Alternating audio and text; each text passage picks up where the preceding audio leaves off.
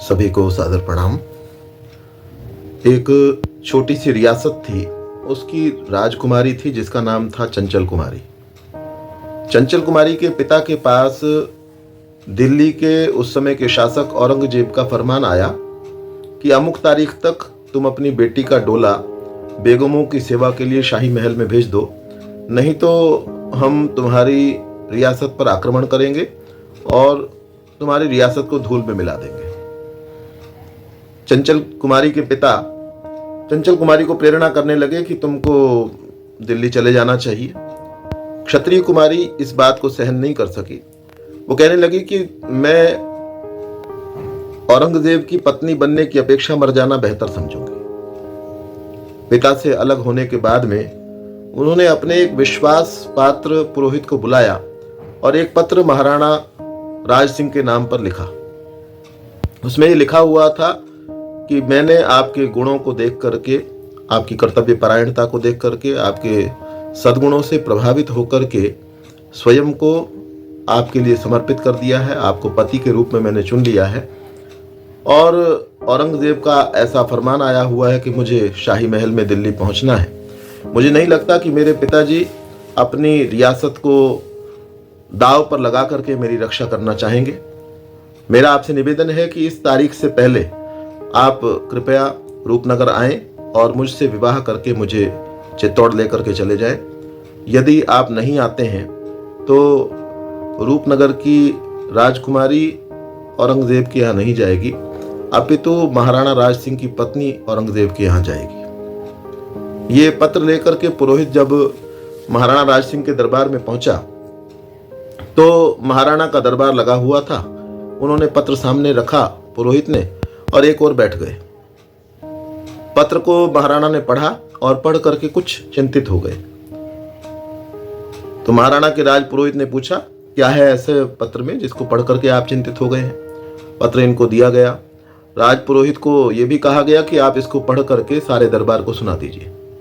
सारे दरबार के सामने पत्र को पढ़ करके राज पुरोहित ने सुनाया और उसके बाद में इनको डांटते हुए, महाराणा को डांटते हुए कहने लगा कि क्या महाराणा में अब इतना भी सामर्थ्य नहीं रहा कि अपनी पत्नी की रक्षा कर सकें, जो आप चिंतित बैठे हैं? लेकिन ये बात नहीं है, रक्षा तो अवश्य की जाएगी, लेकिन समय बहुत थोड़ा है।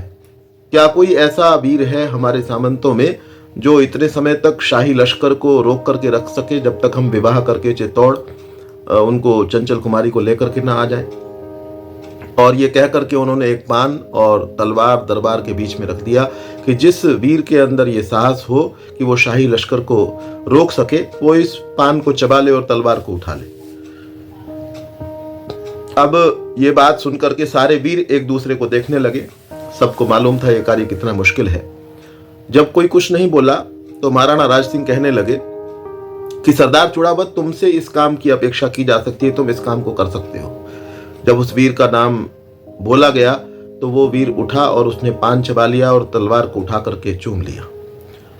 अपने साथ में जाने वाली सेना को आदेश देकर अपनी पत्नी से विदा लेने के लिए गया और जैसे ही उसने अपनी पत्नी को देखा तो उसको ध्यान आया कि मेरी पत्नी के हाथ की हल्दी जो है और वो अभी तक उसका रंग भी समाप्त नहीं हुआ है और मुझे जो कंगन पहनाए गए थे विवाह के अवसर पर वो भी अभी तक नहीं उतरे हैं और ये किशोरी युवती का क्या होगा?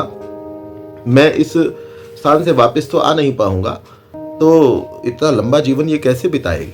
ये चिंता उनको देखते ही उसके दिमाग में आई, चूड़ावत के दिमाग में। हाड़ी रानी ने स्वागत किया बाहर खड़े होकर के और पूछा, कैसे आए? अभी तो दरबार लगा हुआ था। उन्होंने सारे दरबार में घटी हुई घटना को बताया। चूड़ावत की पत्नी कहने लगी कि मुझे बहुत खुशी हुई, मैं बहुत कृतकृत्य हूँ कि मेरे पति की इतनी धाक है। जहाँ इतने वीर हैं उन वीरों के अंदर भी मेरे पति का इतना सम्मान है, लेकिन आप यहाँ आते हुए कुछ परेशान हो गए थे, उसका कारण मैं नहीं जान पाई। तो ये कहने लगे कि मैं आपके भविष्य को लेकर के चिंतित हूँ। आपकी आयु बहुत थोड़ी है और मैं इस मिशन से वापस लौट पाऊंगा, इस बात की संभावना बहुत कम है। तो हाड़ी रानी ने कहा कि यदि आप अपने कर्तव्य के विषय में जानते हैं तो आपकी पत्नी भी अपने कर्तव्य को जानती है। आप निश्चिंत होकर के जाइए, मैं आपके नाम पर किसी भी तरीके से बट्टा नहीं लगने दूंगी। यह आश्वासन जब दिया तो सरदार चूड़ावत प्रसन्न हुए और सेना के साथ तैयार होकर के जब जाने लगे तो अंतिम समय में उनके दिमाग में फिर हाड़ी रानी का विचार आया। पत्नी का विचार आया तो एक सैनिक को हड़बड़ी के अंदर भेजा कि जाकर के मेरी पत्नी को कहना कि मुझे विश्वास है कि तुम अपने वचनों पर खरी उतरोगी। जब ये बात जाकर के सैनिक ने कही हाड़ी रानी को, तो उनको लगा कि मेरे पति जो हैं मेरे कारण से चिंता में हैं और इस चिंता के कारण वो अपने कर्तव्य का ठीक से निर्वाह नहीं कर पाएंगे। उनका दिमाग तो युद्ध क्षेत्र के अंदर होना चाहिए, सैनिकों को मारने के लिए होना चाहिए और कैसे शाही लश्कर को रोका जाए उसमें होना चाहिए। उनका दिमाग मेरे अंदर अटका हुआ है। तो उनको ठेस लगी, बहुत ठेस लगी। उन्होंने कहा सैनिक को आप रुकिए, मैं जरा अभी आती हूँ। अंदर गई, एक थाल लेकर के आई और एक कपड़ा लेकर के आई और सैनिक को कहा कि आप ये थाल पकड़ लीजिए, मैं अपना सिर जो है काट करके इस थाल में रख रही हूँ और ये कपड़े से ढक दीजिएगा आप, और मेरे पति को ये संदेश दे दीजिएगा कि मुझे लगता है कि आप मेरी चिंता के अंदर कार्य का निर्वहन ठीक प्रकार से नहीं कर पाएंगे, इसलिए मैं अपने कर्तव्य का पालन पहले कर रही हूँ, जिससे आप अपने कर्तव्य को जो महाराणा ने आपको सौंपा है उस कर्तव्य का ठीक प्रकार से निर्वाह कर सकें। सैनिक जो संदेश था और सिर को लेकर के सरदार चूड़ावत के पास में गया और जाकर के रानी का संदेश भी सुना, थाल हाथ में पकड़ा दिया। इन्होंने उस लंबे बाल वाले सिर को उठाया और उठा करके अपने गले के दोनों ओर बांध लिया और औरंगजेब की सेना के ऊपर चढ़ाई कर दी। बहुत बहादुरी के साथ वो लड़ रहे थे। समय ऐसा आया कि उनके सिर को किसी ने काट दिया। उस अलग हुआ जो कबंध था वो भी बहुत देर तक दोनों हाथों से तलवार लेकर के दुश्मनों के सैनिकों को काटता रहा। तो हमारे यहाँ के योद्धाओं ने, हमारे यहाँ के लोगों ने अपने कर्तव्य के पालन के आगे अपने जीवन की भी परवाह नहीं की। मैं और आप, हमारे पास छोटे छोटे कर्तव्य हैं, अपने बच्चों के निर्माण करने का कर्तव्य है, तो हम अपने छोटे छोटे त्याग क्या नहीं कर सकते हैं। हमारे जो पूर्वज हैं वो महान त्यागी थे, अपने जीवन की परवाह नहीं किया करते थे। हमारा भी ये कर्तव्य है कि हम अपनी सुख सुविधा को छोड़ करके और राष्ट्र हितों का निर्माण करने वाले बने। आप सभी ने बहुत ही ध्यानपूर्वक सुना। आप सभी का बहुत बहुत धन्यवाद।